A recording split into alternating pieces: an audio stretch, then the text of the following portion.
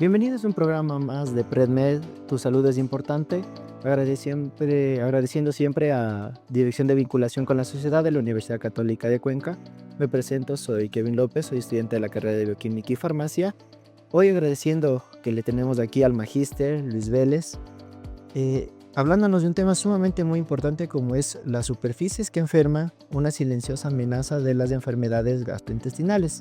¿Cómo está, doctor? Muy buenas.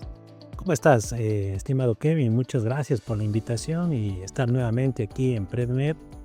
Pues siempre será un gusto pues acompañarles a nuestra querida audiencia pues en cualquier tipo de tema de interés que necesite la sociedad comunicarse. Pues aquí estamos para conversar, para resolver algunas inquietudes que tal vez tienes tú como estudiante y también nuestra comunidad que se pueda enterar un poquito de la ciencia con algo y de términos muchos más sencillos. Así que estamos listos. Encantado, Doc. Entonces empecemos un poco relajados. Primero, ¿por qué no nos podría hablar un poquito, explicarnos qué son estas superficies inertes y qué representan, y por qué estas representan un riesgo para la salud? Pues una superficie inerte pues es cualquier tipo de superficie que no tenga vida, ¿no? Y para hacerlo mucho más sencillo a la audiencia, una superficie es como por ejemplo una mesa donde nosotros nos servimos los alimentos, puede ser una tablita donde cortamos los alimentos, así como un cuchillo, o los mismos cucharas o tenedores que nosotros utilizamos para servirnos los alimentos, ¿no? Entonces a eso nosotros consideramos una superficie inerte. ¿Y por qué de riesgo para enfermedades de transmisión alimentaria? Pues muchas investigaciones que se ha podido publicar hoy en día, se ha analizado que una de las causas importantes en el desarrollo de enfermedades de transmisión alimentaria pues son las superficies inertes que tienen una amplia relación con este tipo de problema. Así que es importante informar a nuestra comunidad la situación que tenemos a nivel de nuestra sociedad y pues que tengamos un cierto tipo de cuidado. Así que eso te podría decir de una superficie inerte. Muy amable, Doc. Algo llegando a lo más personal. ¿Qué le motivó a esta investigación entre las superficies? Todo esto relacionado a la preparación y consumo de alimentos. Pues bueno, es la primera vez que alguien me ha indicado de dónde viene esa curiosidad, ¿no? Pues mi curiosidad viene desde hace años cuando era niño y había un programa que me gustaba verlo, ¿no? Y era El maravilloso mundo de Big Man, que era un tipo extrovertido con sus cabellos medio raros, ¿no? Uno no tiene ese tipo de cabellos, pero algo que me llamaba la atención era cómo este tipo explicaba a los niños la forma más sencilla de la ciencia, ¿ok? Entonces hay un capítulo muy hermoso que explica sobre cómo los virus ingresan a nuestras células y nos pueden causar una enfermedad. Entonces desde ahí creo que fue este estímulo para seguir la carrera de bioquímica y farmacia, en donde soy ahora ya profesional, y donde esa curiosidad de niño que me quedó de ese capítulo, pues uno puede trabajar en el ámbito que es la pasión de la investigación y pues, como digo a mis estudiantes, como les digo a ustedes mismos en clase, ¿no? Ver las estructuras que son invisibles de estos microorganismos. Entonces de ahí nace este tipo de curiosidad, de ahí nace esta pasión que uno tiene por estudiar a los bichitos que les decimos nosotros, que a nivel técnico son los microorganismos. Entonces es una pregunta muy, muy personal, pero gracias por hacerme esta pregunta. Así que sigue, Kevin, sin ningún problema. Mejor, Doc, desde su experiencia, porque sé que usted ha escrito artículos, también sé que es investigador, desde su experiencia tanto como investigador, como docente, como consumidor que es, ¿con qué frecuencia pasa esta contaminación así en lugares de expendio de alimentación? Bueno, la frecuencia es muy alta de la contaminación en las superficies. Dentro de las investigaciones que se ha podido desarrollar, no solamente aquí en la ciudad de Cuenca con mis estudiantes, también a nivel latinoamericano y mundial, se puede observar que este tipo de parámetro es muy, muy importante, ¿no? Porque se observa en las publicaciones que hay contaminaciones en ciertas investigaciones que sobrepasan el 30, 40, 50% de contaminación.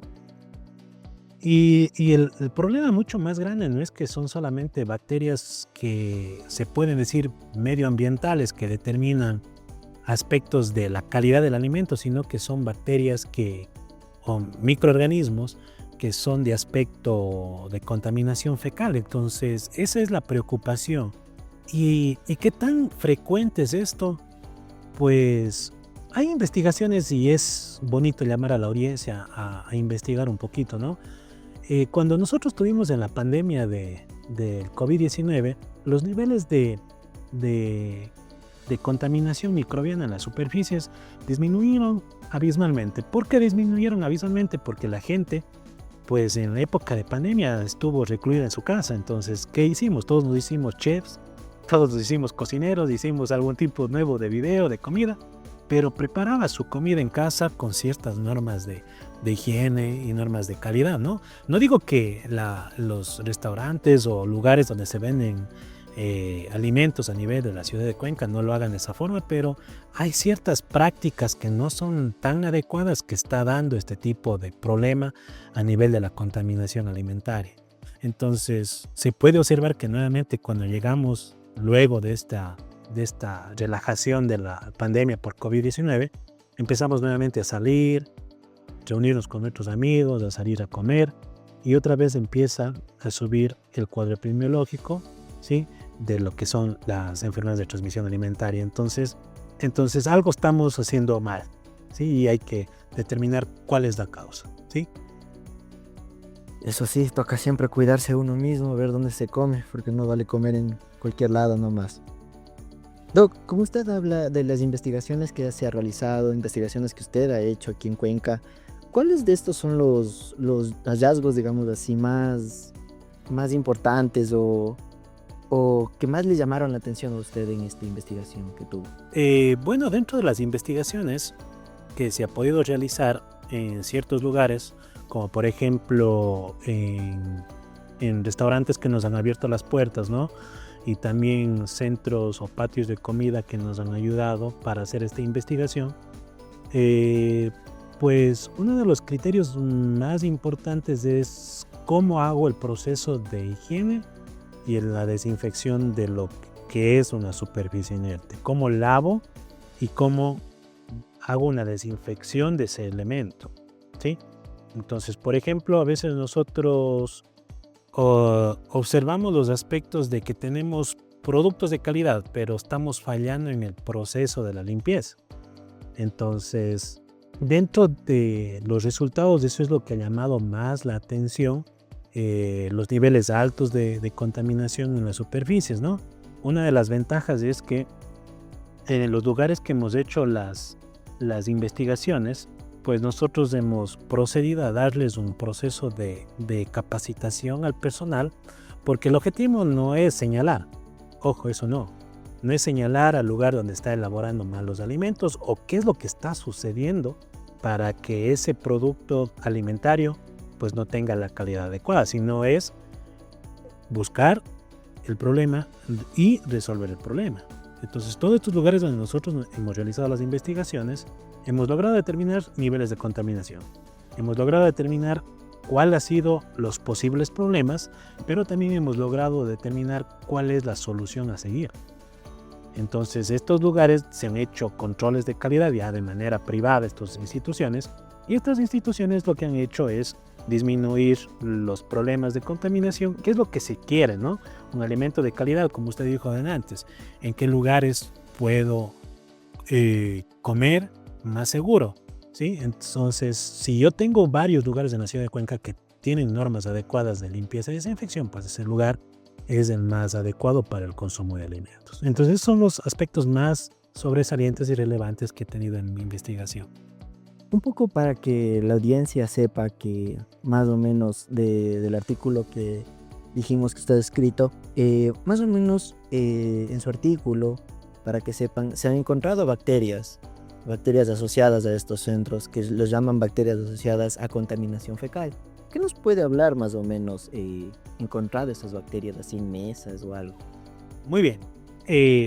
Uno de los aspectos sobresalientes dentro de lo que se ha escrito, ¿no?, Porque una cosa es que la población sepa que hay bacterias en todo lado, ¿de acuerdo? Bacterias a nivel ambientales, en el agua, en casa, en todo lado hay bacterias, ¿no? El problema es determinar que ese tipo de bacterias podemos clasificarlas en las bacterias que no son patógenas y en las bacterias que son patógenas. Entonces tú tomas un punto muy interesante que son las bacterias patógenas que son relativamente a nivel de contaminación fecal.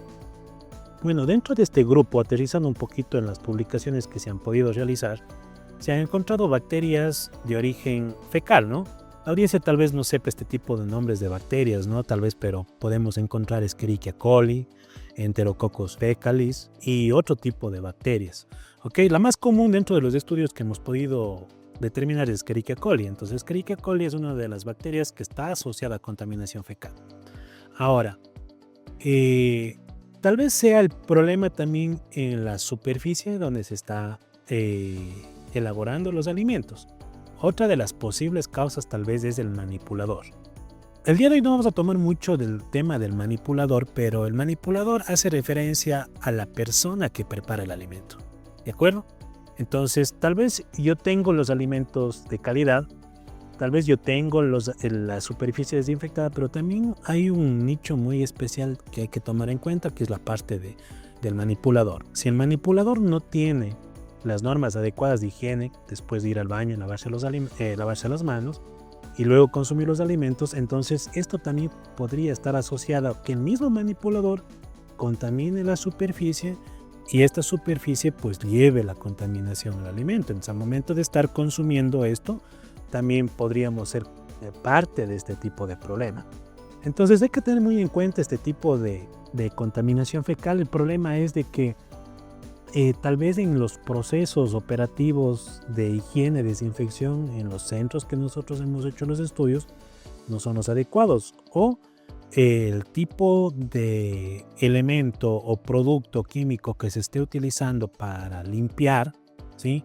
Y luego desinfectar a la superficie no está siendo el correcto. Entonces hay un campo muy amplio en donde tenemos que seguir estudiando, en donde tenemos que seguir investigando para establecer si también no está asociado también el aspecto de los elementos para la limpieza de eso. Entonces, mucho cuidado con lo que son las bacterias de origen fecal, porque estas son las que nos podrían causar las enfermedades gastrointestinales. Sí, más o menos a eso, poco sumando a lo que usted nos dice, se sabe, ¿no? Por algunos que a veces hay centros o locales donde a veces, como usted dice, a veces en este caso la sustancia de desinfección que se utiliza a veces no es la correcta. A veces se sabe que a veces los dueños, por economizar, a veces lo que hacen es diluir, lo cual no es correcto. Entonces, entonces al momento de diluir pierde el efecto de desinfección. Y más que todo eso, se pierde lo que es el cuidado, tanto a la salud personal como a la salud del consumidor, porque también no corren solo riesgos el consumidor, también el personal, tanto el que limpia como el que cocina. Entonces, podemos adjuntar más o menos de eso. Más o menos usted, Doc, de estas que nos dio unos ejemplos, como Escherichia coli, que es más o menos patógeno en una gran cantidad que se sabe. Entonces, de estas bacterias que se han encontrado, ¿cuáles son las más preocupantes o alarmantes en poco o menos cantidad que se han encontrado en estos lugares? Bueno, dentro de las bacterias, todas son alarmantes, ¿no? Pero podemos hablar especialmente de Escherichia coli. Y hay una bacteria muy interesante ahorita que estás tomando este tipo de tema.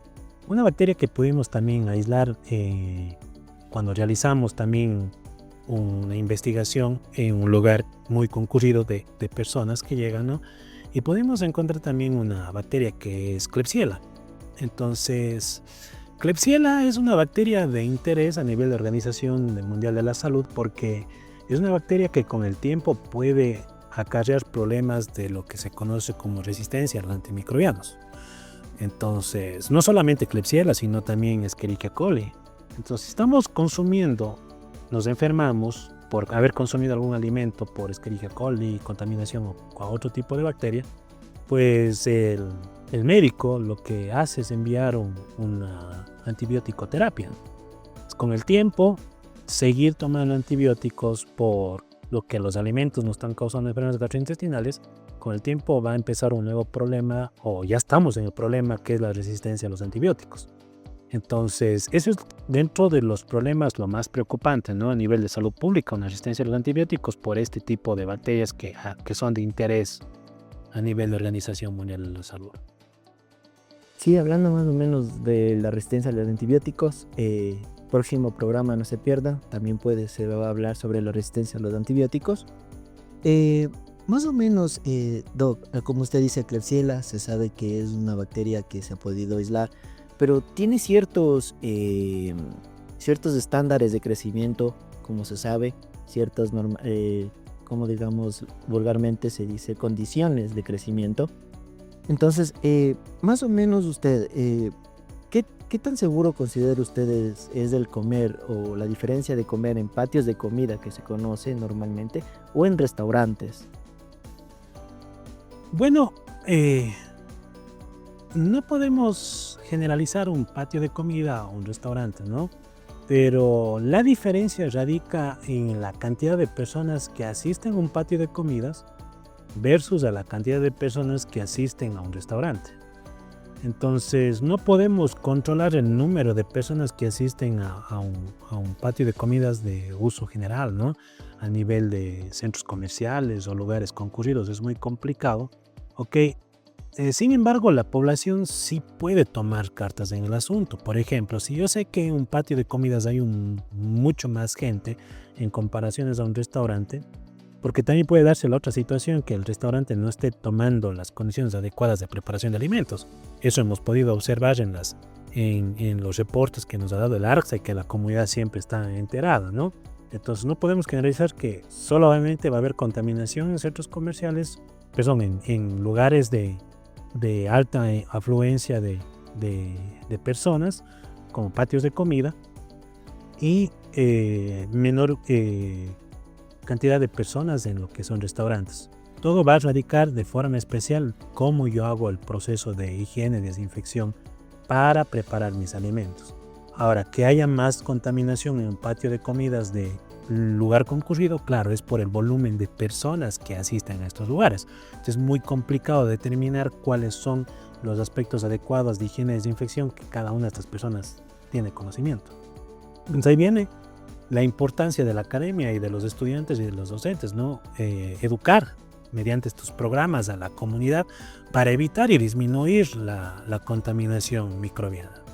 Claro, porque como usted dice, ha subido los índices epidemiológicos desde que regresamos de pandemia. Y justo en eso, hablando más o menos de esto, metiéndonos un poco más al tecnicismo, también se ha escuchado o vulgarmente se dice, a veces hay personas que no lo entienden, ¿qué es esto de la contaminación cruzada? ¿Nos puede hablar primero qué es y qué se considera como contaminación cruzada?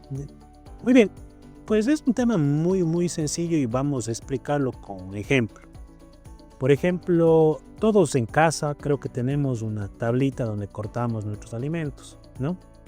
El problema es que la mayoría de los hogares a nivel cuencano y ecuatoriano utilizamos esa misma tablita para a veces cortar los productos cárnicos con un cuchillo, y con ese mismo cuchillo cortamos los vegetales. Entonces hay que saber entender que los cárnicos tienen un grupo de tipo de microorganismos y los vegetales tienen otro grupo de microorganismos. De hecho, los vegetales como lechugas, como tomate, estos alimentos normalmente se los consume de forma directa, se los lava, se puede desinfectar, pero se los consume de manera directa. El problema radica en que nosotros cortamos un alimento, por ejemplo una carne, un pollo, que está crudo, con un cuchillo, y como les digo a ustedes, con un trapito o una toallita de papel, mágicamente lo pasamos sobre la superficie.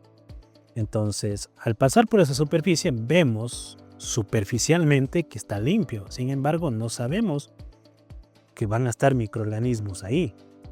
Entonces, al momento de colocar mi lechuguita, al momento de colocar mi tomatito y cortar con el mismo cuchillo en la misma tabla, Eso significa contaminación cruzada, ¿sí? Cruzo los microorganismos que están en los cárnicos a los vegetales. Yo puedo cocinar los cárnicos, el pollito, la carne, lo que sea, ¿no? Pero al momento de cortar los vegetales me los voy a consumir de forma directa. Entonces, ese tipo de contaminación se conoce como contaminación cruzada porque utilizamos las mismas herramientas que cortamos productos que son crudos y cárnicos en sí, y luego cortamos a los vegetales. Entonces, esa es lo que se conoce como contaminación cruzada y es un problema en donde podría causar también enfermedades de transmisión alimentaria. Más o menos hablando ahora a un sentido patológico para que la gente y todo lo que conocen, porque a veces también hay el problema que a veces empiezan con un dolor estomacal, lo que es sintomatología, y a veces lo consideran, a veces algunos gastritis antes que alguna infección bacteriana o parasitaria. Más o menos, ¿cuáles serían estos síntomas de los cuales usted nos puede hablar, más o menos de acuerdo a estas infecciones, para que la audiencia sepa y diga, no, toca ir a un médico y no creer, porque a veces uno, a veces uno dice, no, solo es un pequeño dolor de estómago, me tomo por ahí alguna cosita y ya. O sea, pero no, a veces son síntomas o alarmas que nos da nuestro cuerpo. Más o menos, ¿cuál sería esa sintomatología que nos puede decir? Bueno, es un poquito complicado determinar la sintomatología, ¿no? Pero hay una sintomatología muy clara. Cuando tenemos un problema gastrointestinal, normalmente hablamos con ustedes en clase y para la audiencia, para compartir. Una de las sintomatologías clásicas es, por ejemplo, el dolor abdominal, que se presenta también, además de este dolor abdominal, con diarrea la mayoría de las veces y en ciertas ocasiones por vómito. Ya esto va a depender del tipo de bacteria que pueda causar la sintomatología, ¿no? Otro aspecto clave en las enfermedades de transmisión alimentaria es que algunas bacterias tienden a causar toxinas. Entonces, a veces la sintomatología es mucho más rápida en comparación a una infección y hay que saber identificar qué es una intoxicación alimentaria versus una infección alimentaria. O sea, intoxicación alimentaria es debido al producto del metabolismo que ha elaborado la bacteria, que se llama toxina, y normalmente cuando tenemos una intoxicación alimentaria, pues la sintomatología es rápida, ¿no? En un lapso de unos 6 a 8 horas de haber consumido algún alimento, pues se presenta con diarrea y vómito. Muchas de las infecciones alimentarias, ¿no?, que están asociadas a bacterias, presentan cuadro de fiebre. Entonces, cuando tenemos este tipo de alerta, que es un dolor abdominal, vómito, diarrea y que es más de 2 a 3 ocasiones, ahí sí viene la recomendación asistir a un médico, ¿ok? Para que el médico haga el análisis, revise al paciente y al mismo tiempo envíe los respectivos exámenes de laboratorio, pruebas de laboratorio, en las cuales nosotros podemos determinar como bioquímicos si realmente esa sintomatología que está dándole al paciente es causada por una bacteria o por otro tipo de microorganismos, porque también podemos ver parásitos, podemos tratar aspectos virales que también podrían originarnos las mismas sintomatologías. Entonces, por eso, en base a la pregunta que me haces, siempre es importante, porque no sabemos si el cuadro clínico que nos está dando es causado por parásitos, es causado por bacterias o por virus. Entonces es muy importante acudir al médico y resolverlo también con exámenes de laboratorio para establecer cuál es la enfermedad y cuál es el tratamiento adecuado. Porque aquí también cae algo muy importante que se va a hablar en otro programa, que es la resistencia antimicrobiana. Puede haber una diarrea, pero no es causada por una bacteria. Entonces, ¿qué hace la comunidad? Va a la farmacia, que tal vez tenemos todo algún conocido, un amigo, que es lo malo propiamente dicho, ¿no? Y conseguimos el antibiótico. Y nos consumimos el antibiótico y, oh sorpresa, no ha sido causada por una bacteria. Entonces, ese antibiótico va a ocasionar una resistencia a ciertas bacterias que estuvieron por ahí. Entonces, ahí también puede darse ese tipo de problema. Por eso es importante acudir al médico para establecer si está siendo causada por una bacteria o por otro tipo de microorganismo, ese tipo de enfermedad. Claro, y como usted dice también, Doc, algo también que toca caer en cuenta, bueno, un poco entrándome a ese tema, que aunque no estamos hablando hoy en eso, es que se puede decir que en esa resistencia a los antibióticos que se genera, eh, se, se puede decir que hay también para cada bacteria, también hay ciertos antibióticos que se puede dar, porque no se puede dar cualquier antibiótico. Y es ahí lo que se genera una resistencia, porque, como usted dice, se presenta un amigo o algo y o sea, nos dan ahí lo que sea y uno a veces ni siquiera se sabe. Entonces, eso no, Doc. Bueno, más o menos así, para cerrar, para terminar el tecnicismo, eh, ¿cuál sería un mensaje importante que usted le deja aquí a las personas, a la comunidad, de esta transmisión de la población para la prevención de enfermedades así de transmisión gastrointestinales? Bueno, el mensaje que se podría dar a la comunidad, pues es que primero no tenga miedo de consumir los alimentos, ¿ok? Sí, investigar dónde se lo consumen los alimentos y cómo son las condiciones para consumir los alimentos. La forma más adecuada a la comunidad es que siempre nos lavemos las manos antes de comer. Es algo muy clave que nosotros enseñamos a nuestros niños en casa y es muy clave que nosotros tenemos como adultos. No nos hemos olvidado de este proceso de pandemia que vivimos en el 2020, pero sabemos que también hay microorganismos que pueden ser un problema de salud pública y la mejor forma es lavarnos bien las manos, higienizar bien en casa, utilizar tablas específicas para productos cárnicos, cuchillos solamente para productos cárnicos, cuchillos y tablas para productos como vegetales y frutas, y la más importante, la higiene de nuestras superficies y la desinfección. Primero lavar y luego desinfectar.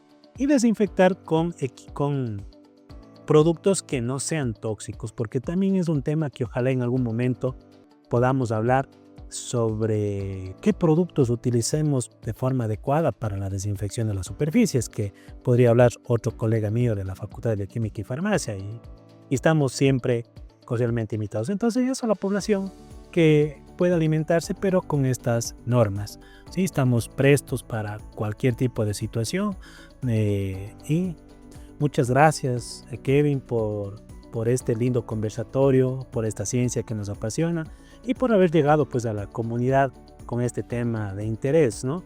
Y espero en algún momento otra vez ser invitado para seguir hablando de otros temas mucho más interesantes. Así que te agradezco la invitación, Kevin, y a la audiencia por esta jornada. No, mejor gracias por el aporte que nos ha brindado, porque nos habló de un tema sumamente importante. Para que lo recuerden todos, hoy nos acompañó el magíster Luis Vélez y con esto nos contribuyó a una información mucho más placentera, conocimiento que nos puede ayudar y a evitar problemas. Así finalizamos este programa, que tengan una excelente semana y no se olviden que es PredMed 3.0, tu salud es importante.